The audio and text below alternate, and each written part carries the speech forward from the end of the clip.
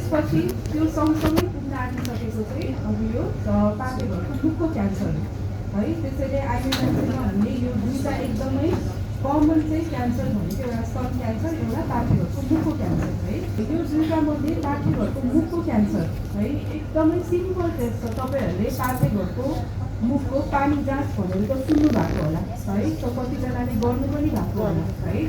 अब सिम्पल यो एउटा जाँचले चाहिँ तपाईँको पाकेघरको मुखको अवस्था कस्तो छ, क्यान्सर हुन सक्ने सम्भावना छ कि छैन भनेर चाहिँ थाहा हुन्छ। त्यसैले हरेक महिलाहरूले होइन तपाईँको 21 वर्ष माथिको महिलाहरूले चाहिँ पाकेघरको मुखको पानी जाँच हरेक 3 वर्षमा गर्नु भनेर भन्छ। यदि नेगेटिभ आएको छ भने हरेक 3 वर्षमा गर्ने होइन। त्यसपछि अर्को टेस्ट हुन्छ एचपिभी टेस्ट भन्ने हुन्छ। अब पाकेघरको मुखको क्यान्सर कसरी हुन्छ त, केले गर्दा हुन्छ त भन्दाखेरि झन्डै 80% जस्तो पाकेघरको मुखको क्यान्सर एउटा भाइरसले हुन्छ है। एचपिभी भाइरस भन्ने हुन्छ होइन। त्यसको सङ्क्रमण, त्यसको लामो समयको सङ्क्रमणले चाहिँ पहिला सुरुमा घाउ गर्छ, त्यसपछि क्यान्सर हुने। कति समय लाग्छ त यो भाइरसको सङ्क्रमणपछि चाहिँ क्यान्सर हुने समय अवधि कति हो त भन्दाखेरि 8 वर्ष 10 वर्ष यी पनि लाग्न सक्छ है। यो भाइरसले इन्फेक्ट गरेपछि यो चाहिँ तपाईँको बेसिकली शारीरिक सम्पर्कबाट हुने सर्ने यो भाइरस हो। यसले आइने मान्छेमा पाकेघरको मुखको क्यान्सर गर्छ भने लोग्ने मान्छेमा उनीहरूको योनाङ्गको क्यान्सर गर्ने होइन, मलद्वारको क्यान्सर गर्ने, यो चाहिँ त्यो भाइरस हो है। अहिले सुन्नु पनि भयो होला तपाईँहरूले क्यान्सर विरुद्धको भ्याक्सिन भनेर जुन आएको छ नि, हो यही भाइरस विरुद्धको चाहिँ त्यो भ्याक्सिन हो जुन चाहिँ हामीले तपाईँले क्यान्सर विरुद्ध पाकेघरको मुखको क्यान्सरको लागि हो। फेरि यो आइने मान्छेको हरेक क्यान्सरको लागि होइन, जुन यो पाकेघरको मुखको क्यान्सर विरुद्धको लागि चाहिँ यो भ्याक्सिन हो, यही भाइरसको विरुद्धमा हो है। अब यसको बारेमा पनि म भन्छु तपाईँलाई अहिले पछि कहिलेदेखि दिने, कति वर्षको महिलाहरूलाई दिने यो भ्याक्सिन भनेर हो। यही भाइरसको लामो सङ्क्रमणले चाहिँ हुने हो पाकेघरको मुखको क्यान्सर। र एकैचोटि क्यान्सर हुँदैन, पहिला सुरुमा इन्फेक्सन हुन्छ, इन्फेक्सनको पनि स्टेजेस हुन्छ, पहिलो दोस्रो तेस्रो, त्यसपछि बल्ल क्यान्सर हुने हो। पाकेघरको मुखको जुन पानी जाँच भन्छ नि होइन, यो क्यान्सर हुनुभन्दा अगाडिको जुन इन्फेक्सनको पेज हुन्छ त्यसैलाई नै पत्ता लगाउने चाहिँ पाकेघरको मुखको क्यान्सर होइन।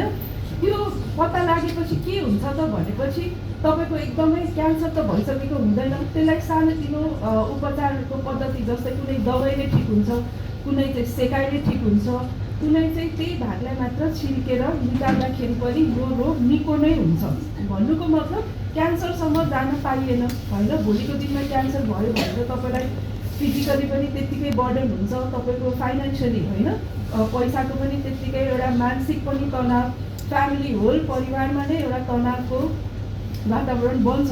त्यसैले त्यतिसम्म पुग्नुभन्दा त बरु एउटा सिम्पल टेस्ट पाकेघरको मुखको पानी जाँच गरेर त थाहा हुने रहेछ होइन। अनि प्लस केही छ रहेछ भने पनि त्यसको उपचार सहज ढङ्गले उपचार हुने गर्दछ है।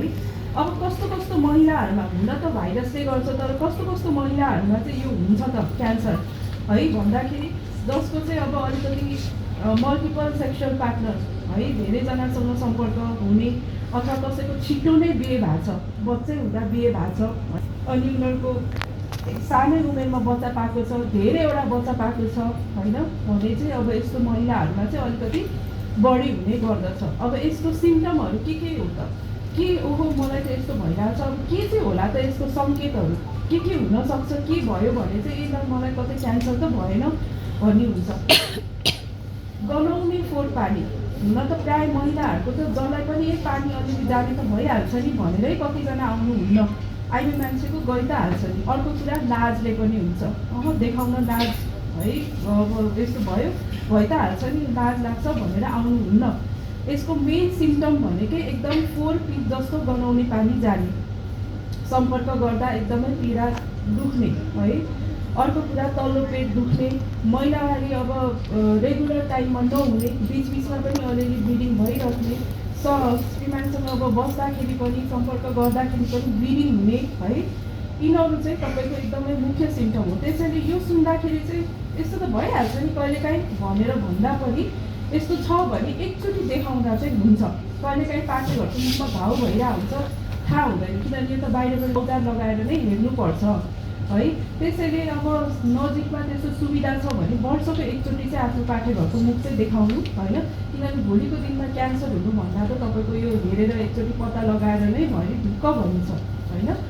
अब अघि मैले भने अब यसलाई चाहिँ कसरी रोकथाम गर्न सकिन्छ त भन्दाखेरि एउटा चाहिँ आफ्नो रेगुलर चेकअपै गर्दाखेरि राम्रो। अर्को कुरा भ्याक्सिन, जुन मैले अघि भने नि भाइरस विरुद्ध यो क्यान्सर विरुद्धको एउटा, यो चाहिँ तपाईँहरू जस्तो महिलाहरू भन्दा पनि जुन भर्खरको नानीहरू हुन्छ नि 9 वर्षदेखि 13 वर्ष है, उनीहरूको जो चाहिँ अझसम्म सम्पर्कमा आइसकेको छैन, जसको शरीरमा यो भाइरसले अझसम्म इन्फेक्ट गरिसकेको छैन हो, त्यस्तो नानीहरूलाई चाहिँ यो भ्याक्सिन दिँदाखेरि चाहिँ एकदमै राम्रो। भविष्यमा उनीहरूलाई पाठेघरको मुखको क्यान्सर हुन 70देखि 80% चाहिँ जोगिन्छ है। 2टा डोज दिनुपर्छ 9 देखि 13 वर्षको नानीहरूलाई है। अनि यो छोरा मान्छेलाई पनि दिन मिल्छ है। यो भाइरसको इन्फेक्सन भयो भने त छोरी मान्छे र पाठेघरको मुखको क्यान्सर, छोरा मान्छेमा चाहिँ उनीहरूको यो नाङ्गो मलद्वारको क्यान्सर भनेर भनेको छ। त्यसैले आफ्नो छोराहरूलाई पनि दिन मिल्छ है। 9 देखि 13 वर्षलाई 2टा डोज हो होइन। आज एउटा दिएको छ भने त्यसको अर्को 6 महिना 4 देखि 6 महिनाभित्रमा अर्को डोज दिनुपर्छ। त्यस्तै 14 वर्षपछिको हामीले यो दिन मिल्ने चाहिँ 40 वर्षसम्मको महिलालाई भनेर भनेको छ।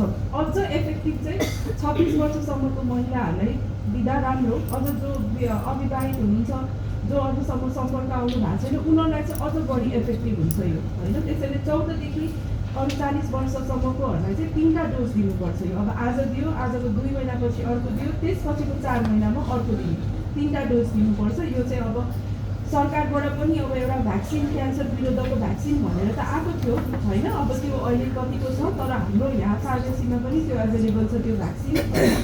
मूल्य चाहिँ एउटाको तपाईँको त्यस्तै 5600 त्यस्तै पर्न आउँछ होइन। यो चाहिँ तपाईँहरूले अब आफ्नो छोरी दिदीबहिनीहरूमा बर्थडे गिफ्ट के दिने भनेर भन्दा पनि एटलिस्ट त्यो पैसा जोगाएर पनि होइन आफ्नो छोरी दिदीबहिनीहरूलाई चाहिँ यो भ्याक्सिन लगाइदिनु। आज बर्थडे गिफ्ट दिँदा पनि भयो, नयाँ लुगा खेलाउना भन्दा त यो भ्याक्सिनले नै भोलिको दिनमा क्यान्सर त रोकिने मतलब जोगिन्छ होइन। झन्डै 70-80% तपाईँको क्यान्सर हुनबाट जोगिन्छ। पाठेघरको मुखको क्यान्सर जुन चाहिँ नेपालमा महिलाहरूमा एकदमै कम हुन्छ है। अर्को कुरा, अब क्यान्सर लागि नै हाल्यो भने पनि के त अब के गर्ने, के हुन्छ त भन्दाखेरि क्यान्सरै लाग्यो, अब बितिहाल्यो, अब त जिन्दगी नै सकिहाल्यो भन्ने हुँदैन। यदि क्यान्सर पहिलो स्टेजमा देखिएको छ, खालि पाठेघरको मुखमा मात्र सीमित छ भने यसलाई अपरेसन गरेर निको गरिन्छ है। 98% चाहिँ पुरै निको हुने नै हुन्छ होइन। अब तर त्यो अपरेसन चाहिँ साधारण एउटा तपाईँहरूले चाहिँ यो अलिकति जनमानसमा भन्नुपर्ने कुरा चाहिँ साधारण पाठेघर डिम्बाशय निकाल्ने अपरेसन गरेर हुँदैन। क्यान्सरकै किसिमको अपरेसन चाहिँ गर्नुपर्छ होइन। जुन जेनरल गाइनेकोलोजिस्टहरूले पाठेघर निकाल्ने भनेर हुँदैन, किनभने हामीले क्यान्सरको अपरेसन गर्दाखेरि पाठेघर, डिम्बाशय, फैलिने बाटो, छेउछेउको सबै कुराहरू हामीले निकाल्नुपर्छ है। अब दोस्रो स्टेज, तेस्रो स्टेजमा पनि पुगेको छ, चौथै स्टेजमा छ भने पनि सेकाइ, अर्को चाहिँ उपचारको पद्धति भनेको चाहिँ सेकाइ हुन्छ है। त्यो सेकाइले गरेर पनि हामीले चाहिँ क्यान्सर रोकथाम धेरैसम्म हामीले चाहिँ यसलाई रोकथाम चाहिँ गर्न सक्छौँ। त्यसैले पाठेघरको मुखको क्यान्सरै भए पनि उपचार चाहिँ सम्भव छ। हरेक चाहिँ खानु हुँदैन। पहिलो स्टेजमै छ भने अपरेसन, दोस्रो, तेस्रो, चौथो नै छ भने पनि सेकाइ अथवा किमोथेरापीले चाहिँ यो केही हदसम्म चाहिँ रोकिन्छ, यसलाई हामीले कन्ट्रोल गर्न सक्छौँ है। यो उपचारको अनि यो सबै उपचारको चाहिँ हाम्रो यहाँ पूर्वाञ्चल क्यान्सर हस्पिटलमा सबै अभाइलेबल छ है। सबै किसिमको हाम्रो अपरेसनहरू अब रिकरेन्ट, अब कुनै क्यान्सर उपचारपछि फेरि फिर्ता आउँछ हो, त्यसकोलाई कहिलेकाहीँ अपरेसन नै हुन्छ, कहिलेकाहीँ किमोथेरापीले नै हुन्छ। त्यस्तो सबै किसिमको सुविधाहरू चाहिँ हाम्रो यहाँ छ है।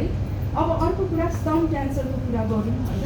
अब यो चाहिँ पाठेघरको मुखको क्यान्सर त स्वास्थ्य कर्मीहरूले भित्र औजार हालेर हेरेर देखिन्छ, तर स्तन त सबैजनाले आफ्नो त आफैले एक्जामिन गर्न सक्छौँ होइन। त्यसको पनि अहिले पालो त आउँछ। हाम्रो सिस्टरले चाहिँ कसरी चाहिँ आफ्नो ब्रेस्ट, स्तन आफैले नै एक्जामिन गर्ने भनेर चाहिँ सिकाउनुहुन्छ होइन। प्राय अब कहिले चाहिँ गर्ने, एभ्री डे गर्नु पर्दैन। महिनावारी भइसकेको 4 देखि 5औँ दिनमा चाहिँ होइन तपाईँहरूले ऐना अगाडि बसेर चाहिँ आफ्नै हातले छान्ने कुनै नयाँ गाँठोहरू आएको छ कि, निप्पलबाट केही डिस्चार्ज भएको छ कि, अथवा छालामा केही परिवर्तन भएको छ कि होइन, पेनहरू भएको छ कि ब्रेस्टमा होइन, स्तनमा त्यस्तै पेनहरू छ भने चाहिँ तुरुन्तै नजिक गएर चाहिँ यसलाई अल्ट्रासाउन्ड हुन्छ कि म्यामोग्राम हुन्छ कि त्यो चाहिँ गर्दा हुन्छ। र फ्यामिलीमा कसैलाई तपाईँको परिवारमा हुन्छ नि माइतीपट्टि कसैलाई चाहिँ स्तन क्यान्सर भएको छ अथवा डिम्बाशयकै क्यान्सर भएको छ भने चाहिँ म्यामोग्राम भन्ने एउटा जाँच हुन्छ, त्यो चाहिँ एक किसिमको एक्सरे नै हो। खासमा चाहिँ 35 अथवा 35भन्दा माथि भएको महिलाहरू सबैले नै यो म्यामोग्राम गराएको राम्रो है। म्यामोग्राम भनेको तपाईँको सिम्पल एकदम यसरी छातीमा खिचेर गर्ने एउटा टेस्ट हो। त्यसले चाहिँ त्यहाँ तपाईँको स्तनमा भएको कुनै पनि गाँठोगुठी कुनै पनि शङ्कास्पद डल्लोहरू केही छ भने त्यसले चाहिँ क्लियरली नै भनिदिन्छ होइन। त्यसैले 35 वर्ष माथि भएको अथवा 35 वर्षभन्दा अगाडिको त्यस्तो केही सिम्टम्सहरू छ भने म्यामोग्राम चाहिँ गर्दा एकदमै राम्रो हुन्छ। र त्यस्तो देखिएछ भने पनि अब नजिकमा जाने आफ्नो अब ब्रेस्ट सर्जनलाई नै देखाउँदा राम्रो होइन। सक्दछ कतिवटा कुराहरू चाहिँ अपरेसनले नै निको हुन्छ, अपरेसन पछि कोहीलाई सेकाइ होइन। मेन कुरा चाहिँ यसलाई हुनुभन्दा अगाडि नै पक्रियो भने चाहिँ यो ब्रेस्ट क्यान्सर र सर्भाइकल क्यान्सर हुनुभन्दा अगाडि नै पक्रियो भने क्यान्सरसम्म हुन पाउँदैन होइन।